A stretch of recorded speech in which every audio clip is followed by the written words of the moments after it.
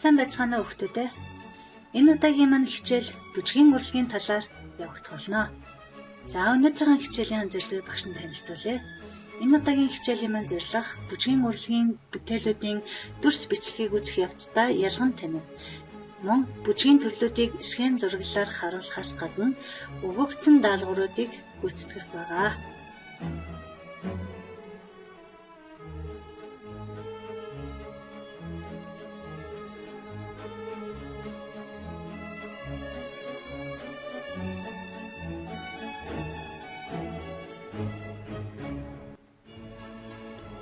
Бүжгийн урлаг гол утга санаагаа хэрхэн илэрхийлдэг талаар санацгаая.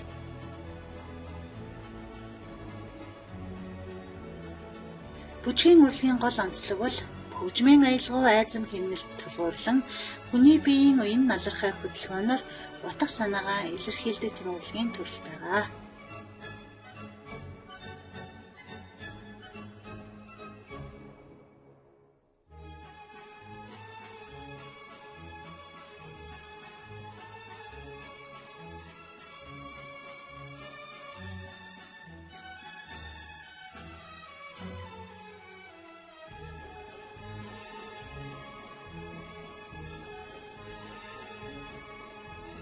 Хүүхдүүд та бүхний хийх эхний алхам бол дараах дүрс бичлэгийг анхааралтай ажиглаж бүжиглэж байгаа бүрэлдэхүүний талаар харьцуулалт хийгээрэй.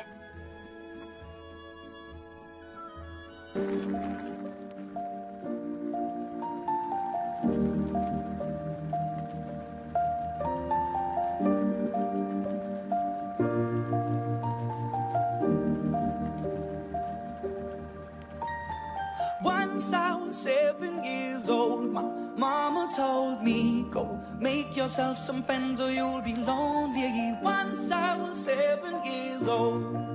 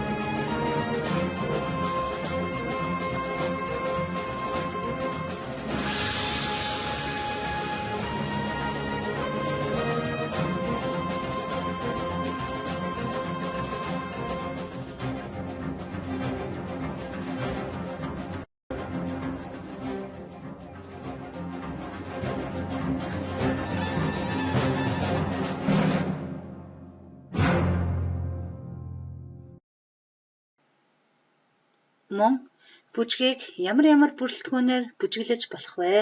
Дараах ажлын утсыг нөхөж жирээ хүүхдүүд ээ.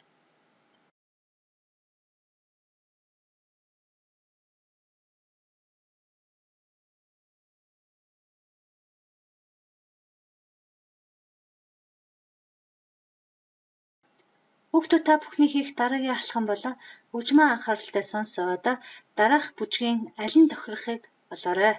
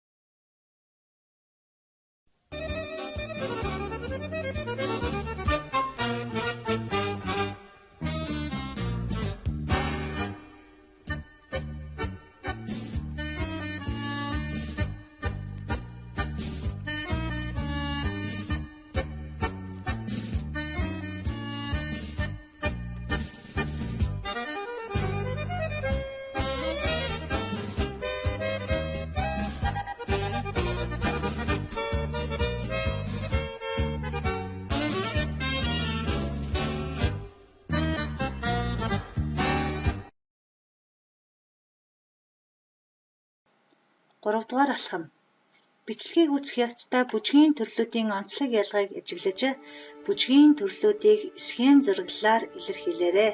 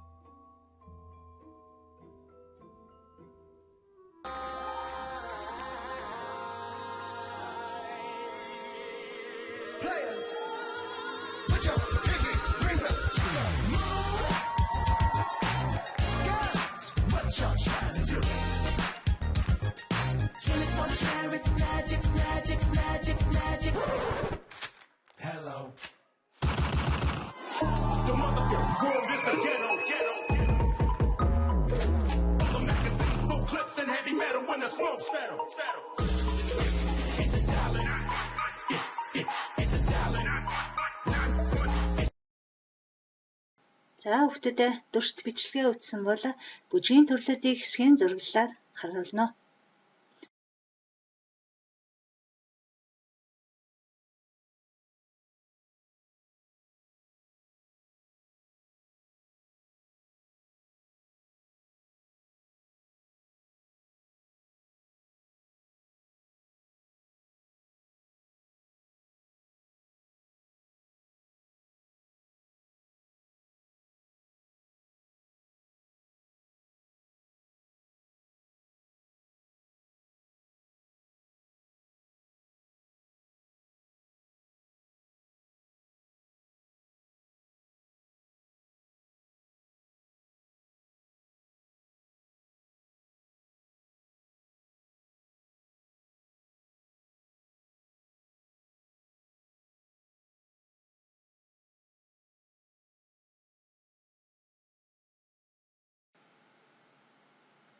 Бүжгийн урлагийг дотор нь 1 дугаарт ардын бүжиг,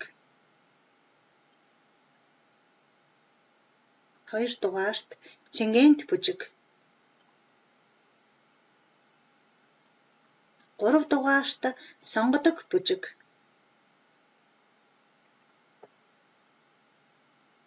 4 дугаарт орчин үеийн бүжиг гэсэн 4 төрөлд хуваан үздэг байх нэ.